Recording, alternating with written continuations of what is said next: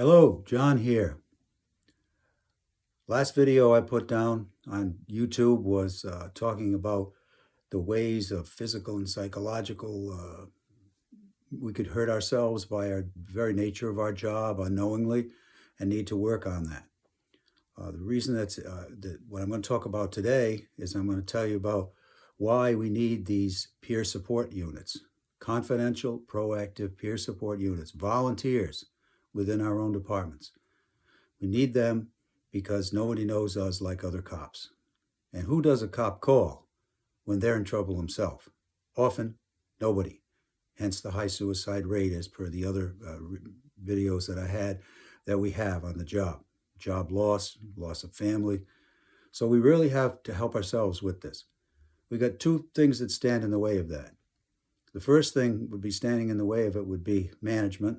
Management has budgets. They have their own responsibilities. And when they think about units, they say, well, we have one of those teams, or departments do, larger ones. We have one.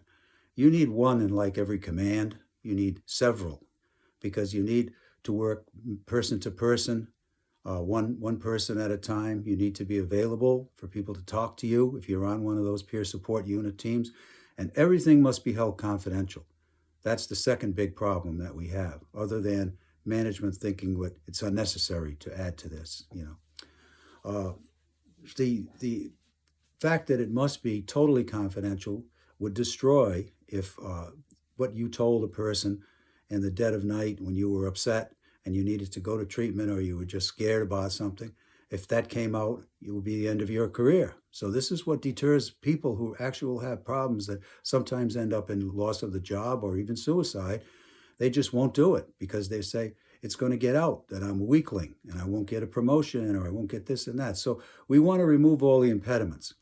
Hence, we've got this little organization that we're trying to work up and go to the command staffs and explain to them. It's going to be very helpful to them to retain people who've got time in the job. We can't get enough people now the last year or so to come on. It's going to be good for them. And it's not going to make you look bad as a command staff. It's actually a very good thing to do and can be done very simply for very little money without worrying about your budgets. At the same time, when we come into a department, we have to convince the union, if you have one, or the association, or the prominent people in your group of people, that we are not going to go in there and make trouble. We are actually going to help police officers and help the body fabric of the police life and the police family. And that's what we're all about.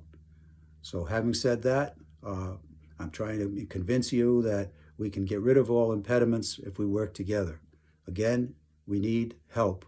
And you can go on our website and see how to talk with us and how maybe contribute to us. We really need to get started on this because it doesn't look like things are going to get much better.